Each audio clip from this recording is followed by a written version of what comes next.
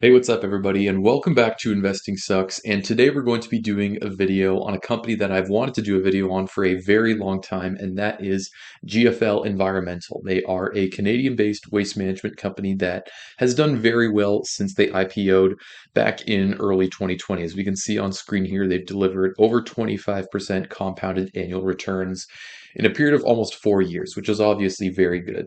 And I think this is a very interesting company. I think GFL, it's a very financially complex company where a lot of the research that I did into this company was focused on understanding how revenue works, how their cost structure works, which is very complicated, how their debt works, which is a little complicated, what's their share structure like, because there's a lot to digest on that front. Lots of stuff like that. Whereas with other videos I've done, particularly with my last video, which was on Aritzia, that company was very easy to understand all of that stuff, right? I mean, understanding that company really just came down to knowing a few key things, which is, okay, how many stores are they going to open? And then what does the macro picture overall look like for the consumer? So that was a lot easier company to understand. But with GFL, it was a lot more complicated. There was really a lot to wrap your head around with this company, which is partly why this video took me so long to make. Now, GFL, I'll talk a little bit about this company before I get into, the specifics of everything that's going on with them. So they are a private equity backed company that went public in 2020, and they are what you'd call a roll up. And the idea behind roll ups is that they're essentially like their own private equity firms that operate in one specific industry where you have this group of industry experts who see an industry and they see that industry as having some kind of identifiable problem that management actually knows how to solve. So they buy companies, they improve these companies in some way, they incorporate them into this larger company that they're building, and as a result, the combined entity is much more valuable than if these companies were operating on their own. That's really the basic idea behind roll ups. And what's interesting about the waste management industry in particular is that it is a highly fragmented industry and it's also very stable. You could even call it a recession-proof industry. So if GFL can secure funding and acquire these businesses, they can do things like streamline back office operations. They can look for efficiencies in planning these garbage collection routes. They can upsell some of the other services that they offer that these other companies aren't able to offer on their own. They can actually be pretty successful as a combined entity consolidating all of these smaller companies, which is what they've done so far. And the waste management industry in North America is a textbook example of this because despite the fact that there are a few large industry players, so there's GFL, which is the fourth largest, Waste Connections, which is a Canadian company as well, there is Republic, and then the largest one is Waste Management. So you've got these four large industry players that in total own 55% of MRFs, which is material recovery facilities, which is kind of a key part in the whole value chain of waste management. And then 45% is owned by the rest, which there are some larger, say billion-dollar companies in there, but there is a lot of just very small, locally owned, locally operated businesses that's just ripe for consolidation and improvement. So that's really the opportunity that GFL sees. Okay, now the next thing I want to do is take you guys through a hypothetical example of what a typical business acquisition for GFL could look like. So this obviously isn't a real example, but the reason I'm doing this is just so you guys can more easily conceptualize what it is this company is actually doing pretty regularly, right? What their whole business strategy is, because this is a snippet from their most recent MD&A where they said they've completed over 240 acquisitions since they started the company in 2007. So they are doing this a lot, and this is a pretty important thing to understand to truly know what value GFL is creating. So let's say we have this hypothetical garbage collection business. We have Wyerton Garbage Collection Incorporated. So they have revenue of $5 million, cost of goods sold of 3.5 million, so a 30% gross margin, 1.5 million gross profit, and then 600K in selling general and admin expenses. So their EBITDA is about 900K. Now, let's say when GFL buys this company, they buy them for an 8x EBITDA multiplier, which I don't know if that's the exact number, but if I had to estimate it, it would probably be in the high single digits or low double digits. So something between, 8, 9, 10, 11x, something like that. So that leaves them with a purchase price of $7.2 million. Now, they buy this company, they incorporate it into the larger GFL enterprise, which they call, a tuck-in. It's a tuck-in acquisition. And then what happens when they do that, right? What additional value gets created? Well, let's say they get additional 200,000 revenue from cross-selling other services. So GFL offers additional waste management services that, Wyerton Garbage Collection Incorporated didn't offer. So they're able to upsell to some of their customer base these other services. And then let's also say they can improve their gross profit margin by 5% through things like increasing the route density, which is a key success factor for waste management companies. If they can better plan, more efficiently plan their garbage collection routes, which as a larger company is more easier to do because let's say previously this company it would take them 5 trucks to complete a job, but now with GFL, they only need 3 trucks to do the job because they can just plan their routes more efficiently. So let's say that increases their gross margin by 5 percentage points, so it's now 35%. So 1.82 million in gross profit now. And their selling and general and admin expenses go way down because they can basically eliminate, call it 80% of back office expenses. So now you're left with EBITDA of $1.7 billion, which means the post acquisition multiple is only 4.2, right? Whereas you basically paid an 8x multiplier. But once you actually improve the business, the EBITDA you're generating on that makes it a much more sensible purchase. So that's really what's going on. That's not exactly what's going on to a T, but that's the general idea of what they're trying to do. Okay, so now I want to dive more in depth on what are the key factors that is going to make or break this company's success. What are the key things that is going to lead to their business growing in the future and becoming successful? So, like I've said, we've already touched on this consolidation aspect, all the acquisitions they're doing and why that's good. But there's also price increases. This is something else that needs to be talked about, which literally just means raising prices on their customers. So I'll talk about that later, but first I want to kind of finish off this point on the acquisitions. And to do this, I pulled a quote from their most recent annual report where they pretty much summarize everything that I've kind of already talked about in this video, but I think it's important to reiterate this point. So they say here, we operate in the large and stable North American environmental services industry. Key characteristics of our industry include relative recession resistance, high visibility of waste volumes, a stringent regulatory framework, and high capital intensity to achieve scale, and significant fragmentation, which in turn has led to strong consolidation activity. And I was curious to see how many acquisitions are they actually doing? Because they don't disclose the exact amount. They kind of just will vaguely state we've done over 240 to date or over 230 to date. So what I did was I pulled that number for several quarters going back pretty much since they became a public company to try and understand how many acquisitions are they doing on an annual basis. And we can see pretty consistently it's about 10 acquisitions on an annual basis, right? Of course, we don't know if that's the exact number, but I think based on how far back I went and how I saw the number changing over time, it's about 10 per quarter, so about 40 per year. And each acquisition seems to be adding between 10 and $15 million in annual revenue. So I'll talk about this analysis here. This might look a bit confusing with all the numbers on screen. I'll dive more into this later when I touch on the actual valuation of GFL and talk about how I projected revenue growth. But for now, just know that's pretty much what's going on. 40 acquisitions per year, each one probably in the range of 10 to 15 million in annual revenue.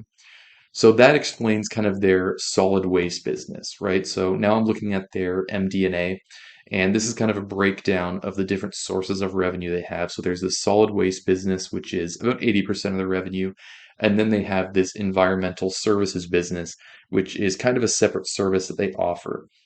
And here, this growth in this space isn't really acquisition driven. Pretty much all the acquisitions they're doing relate to these, right? The solid waste business. But this does give them some upsell opportunities, and growth in this business specifically has usually just been from volume increases, right? Which presumably is from upsells because these are basically special services that they offer to companies like liquid waste management and soil remediation, things like that. So there's kind of two different businesses, right? There's solid waste and then environmental services, and they're kind of driven by different factors but interrelated in some way. So now let's talk about the price increases. So I pulled some quotes that the CEO mentioned, and then also the CEO of Waste Connections, which is a very comparable company to GFL, where they're talking about specifically about price increases. So they're saying here, At the end of the day, the luxury of our business is that with the lion's share of our accounts between $200 and $500 a month, even if they're getting high single digit price increases, it's not a material amount for them. And then the Waste Connection CEO is saying, we've talked about this being kind of a 4% to 6% price plus volume growth business, especially in that 2.5% underlying CPI. If it's price led, it ought to drive EBITDA growth and free cash flow growth on a dollar basis, slightly above that. So this kind of summarizes just kind of what's generally expected in this industry, which is every year they're going to raise prices. That's just kind of how the industry works. And if you go back in time and look at previous MD&As that they've released where they talk about what was driving revenue growth, obviously they mention the acquisitions, but then they also mention just price increases. Pretty much every quarter, they're raising their prices by the high single digits.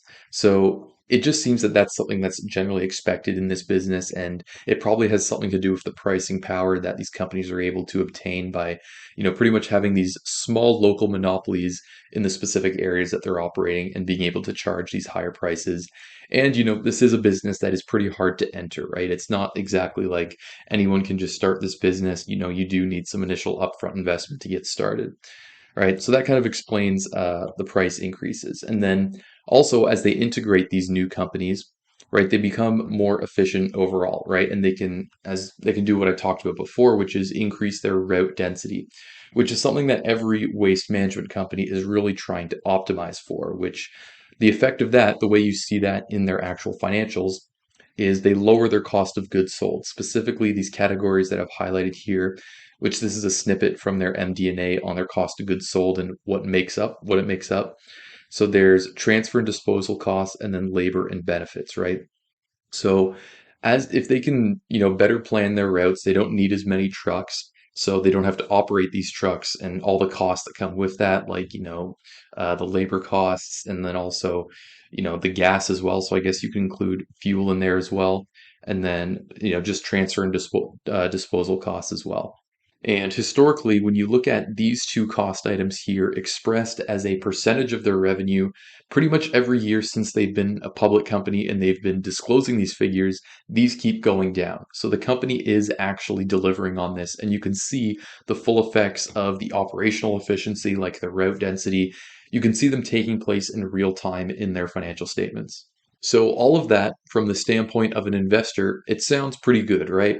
But what's the catch? Because every company out there has to have a catch, whether it is just expensively priced or maybe there is some big looming risk that creates a lot of uncertainty for the company. There's always got to be some kind of a catch. And for GFL, there's a few nuanced points that I want to go over with this. And we'll start by looking at this comps table that I created here, which compares GFL with the other big three waste management companies. So we have Republic here, we have Waste Connections, which is another Canadian one, Waste Management, which is the largest one, and then GFL. So we can see GFL is the smallest by quite a lot. 13.6 billion in US dollars is their market cap. And then all the others are much higher. We've got 56 billion, 42 billion for Waste Connections, and about 80 billion for Waste Management. And I have a few key metrics here, one of which is EV/EBITDA. So we can see they are the cheapest on an EV to EBITDA ratio, right? And they're actually cheapest by a pretty sizable amount. The others are kind of 16, 18, where they're 14 and a half, which isn't nothing. There's got to be a reason why this one company is trading lower than the others. Well, we look at this, their free cash flow. So free cash flow on a trailing 12-month basis, it's actually negative, about negative 100 million, whereas all the other companies have positive about 1 to 2 billion in free cash flow. So already this company is a big outlier there. Then we move on to their gross profit margin, right? Again, this is a trailing 12-month basis, 14% gross profit margin versus the other big three companies, which are high 30s to low 40s, right? So again, GFL stands out a lot in that regard. And then we look at this, which is their operating margin, again on a trailing 12-month basis, just over 3%, whereas the others are kind of in the mid-teens. So when we look at all those ratios, suddenly GFL doesn't look so good, right? And by the way, if you're wondering what this website is that I'm using here, this is a website called tickernomics.com. This is a financial research website that I created. It has US companies, Canadian companies, and international companies. It's currently free to use, so if you are interested in using it, link to the description, feel free to check it out. But yeah, suddenly GFL doesn't look so good here. And what I want to do now is kind of just break these points down one by one because, if you're just looking at this at a cursory level, you might just instantly dismiss GFL, right? You might think, okay, well, why would I, pay attention to this company? Clearly they're not even cash flow positive. There's clearly other better options. But once you peel back the layers, it does start to make a bit sense. So let's first start with this gross profit margin, right? And to do this, I want to pull up GFL's chart and show you how this has trended over time. So if we go to the charts here, and I'm going to compare GFL's revenue to their cost of revenue. And this is going to tell a pretty interesting story. So we'll see how this has trended over time. And what we're going to see is that in some quarters, their cost of revenue, which is the purple here, was actually in excess of their revenue. And we can see for a long time they were very close to one another, but kind of in the more recent years, they're starting to diverge a bit. So, really, in the more recent years, we're starting to see the effects of all these acquisitions, all this consolidation, all these operational efficiency improvements, and everything really started to take place. Right. And I would, as you'll see when I do the valuation, I would expect this gap to grow into the future a bit more. But why their actual gross margin is as low as it is, it's actually a pretty simple reason. And the reason is because their depreciation and amortization expense, they actually include as their cost of goods sold or as their cost of sales. So this is their MD&A, and here, their cost of sales. We can see depreciation expenses in here and then amortization of intangible assets, which is about $350 million, right? Which for a company that has a cost of sales of 1.5 billion, you're talking about a pretty sizable amount that is in depreciation, amortization, which every other company splits out of cost of sales. I don't know why GFL decided to be different in that. But what it leads to is a very misleading gross profit margin that isn't really comparable to the other companies.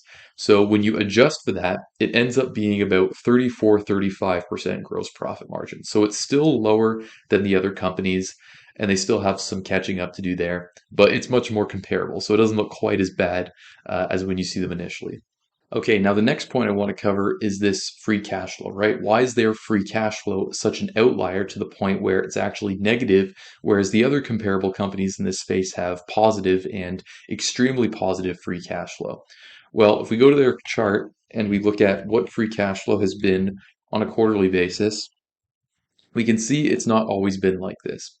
We can see, pretty much since 2020, they've actually had largely positive free cash flow, and it's really just in the last year where it's gone negative. And part of this reason is because of their CapEx spending, right? So the way I'm defining free cash flow here is just cash from operations minus capital expenditures. So it's not levered or unlevered, it's just kind of the simplistic definition. And we can see this has increased a pretty significant amount, right?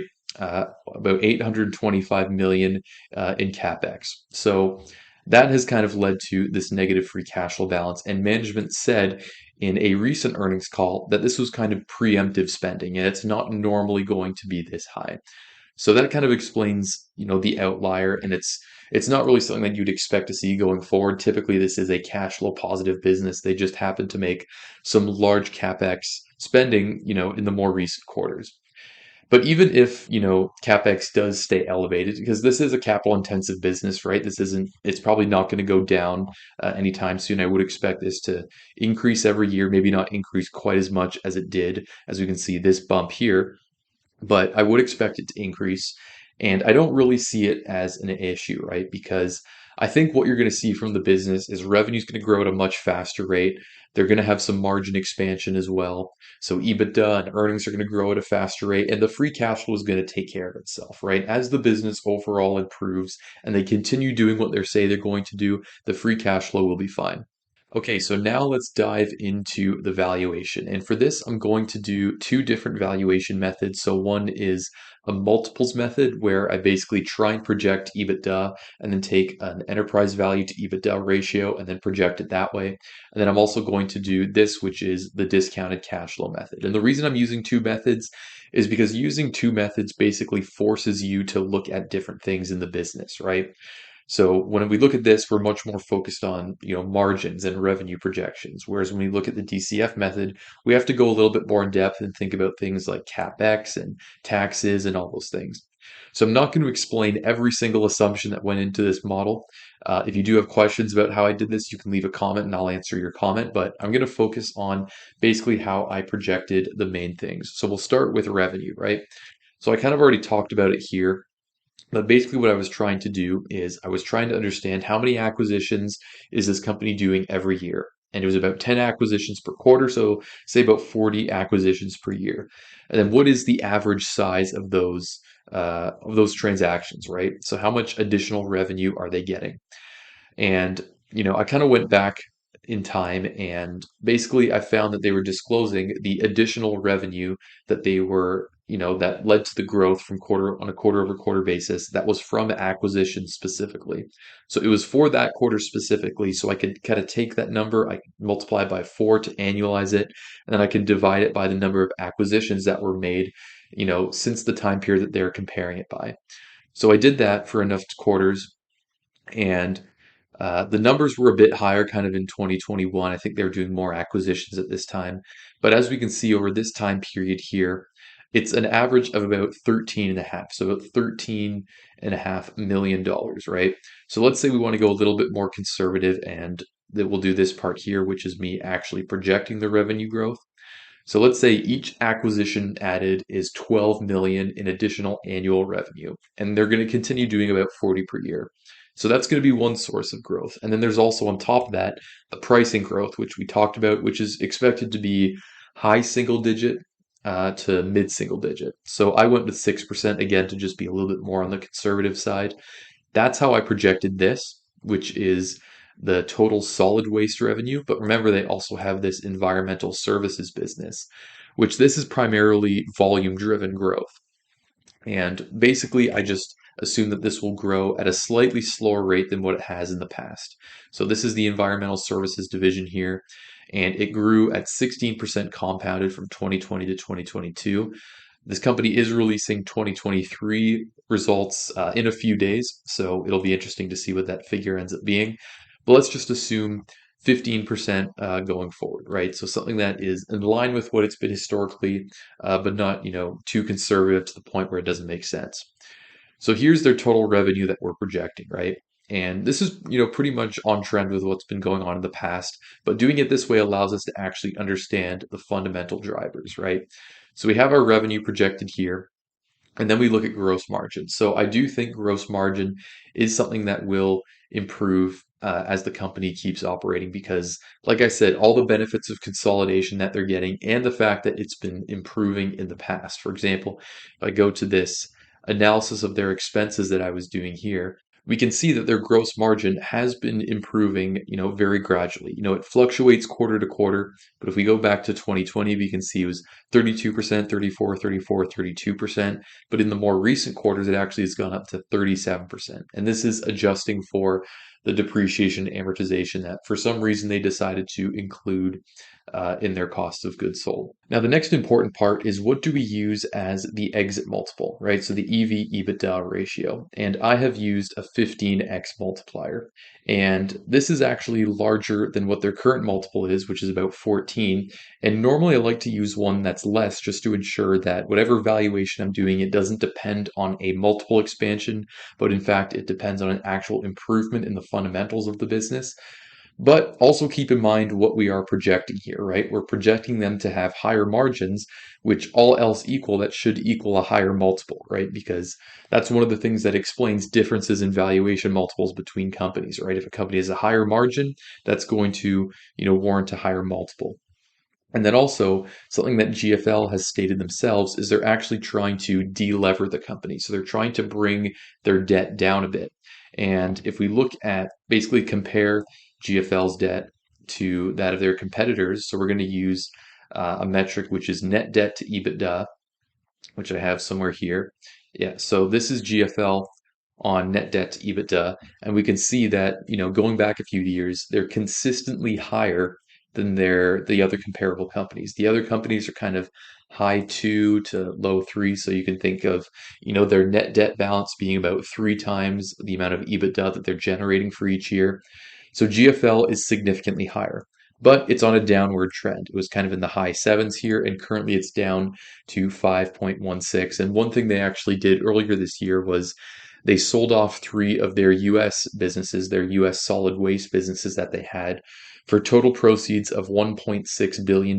And they used those proceeds to pay down some of their debt and delever the company. And there's lots of benefits of doing that. For one, it's going to lower their interest rate, which that's another important aspect for them because they do have a lot of debt that is coming up for maturity, which is going to need to be refinanced at higher rates. So if they can improve their credit rating, that means they're going to get a better interest rate and save on interest costs. So, and that's something that, if you read the earnings call transcript, management has actively said, we're trying to delever this company and bring it, more in line with peers. But personally, I don't think the debt is too big of an issue. I think the debt that they have is reasonable because they are using it to fund these acquisitions, which these are high return on capital acquisitions.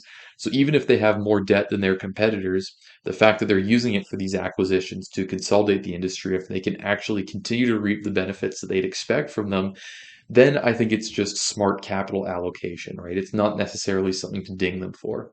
But I do think that the fact that they do have a bit more debt, tying this back into the exit multiple discussion, the fact that they do have a little bit more debt is probably what's scaring off some potential investors, right? And causing them to be valued lower relative to the peers because with all that debt, you have to classify them as a more risky company, right? Because their interest coverage ratios are a lot lower as well. So those are some important points. Now I go back to this comps table and I'll look at the EV/EBITDA comps. Across the board, GFL has pretty much always been the lowest of the bunch. I'd say maybe they're a bit more comparable with Republic Services here, though. Maybe the current number has changed a bit since I wrote this in Excel, but you get the idea, right? And really, what's more in line is, instead of them sticking at their current multiple, I think it actually makes sense for there to be a slight multiple expansion, right? So that's kind of why I went with 15. So what happens when we put it all together? What's our actual, what are we projecting as a return? Well, basically, I'm saying that in the year 2027, so about 4 years in the future, their share price under these assumptions will be about $110 per share, and it's currently just under $50 per share. So you're looking at a annualized return of about 23%, which is obviously very strong, right? That's a very good estimated return, right? And it's based off of what I think are very reasonable assumptions, right? We're really not projecting any craziness into this company, pretty much just expecting them to continue doing what they've done in the past while also doing some important things like deleveraging the company and, continuing to improve margins. So that's the multiples method. Now, what if we take those exact same assumptions and we plug them into a DCF model? How do our results change? Now, I did have to include some additional inputs, like I projected out their capital expenditure. I projected this to grow pretty much in line with revenue growth. They're going to have to pay some taxes as well. There may be some tax write-offs that they can get as a more, environmentally friendly company, but that's not really my job to try and research that.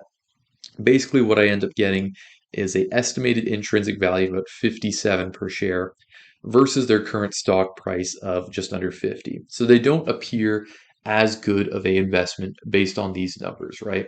And this is kind of why we use two different models, right? Because we can compare and contrast the two different methods because the truth is probably somewhere in the middle, right? What's a fair value for them is probably somewhere between this, which this method is a little bit different. We're trying to project what their stock price will be 4 years from now versus in the DCF method, we're saying, okay, based on how much cash flow we expect them to generate, what's their stock price worth today, right? Assuming a discount rate of what I have here, which is pretty much their weighted average cost of capital, 8.5%. But yeah, that's pretty much what I think of this company. And I have to say that I am very impressed. I do plan on doing some more in-depth research into this company to just kind of cover my bases and making sure I'm not missing anything. But I have to say that, I'm very close to investing in this company based on what I've learned, and it is definitely interesting to me. But yeah, that pretty much does it for this video, guys. So I hope you did find this useful. If you did, please leave a like. And if you're new to my channel, I would appreciate it if you would consider subscribing. And I'll see you guys in the next video.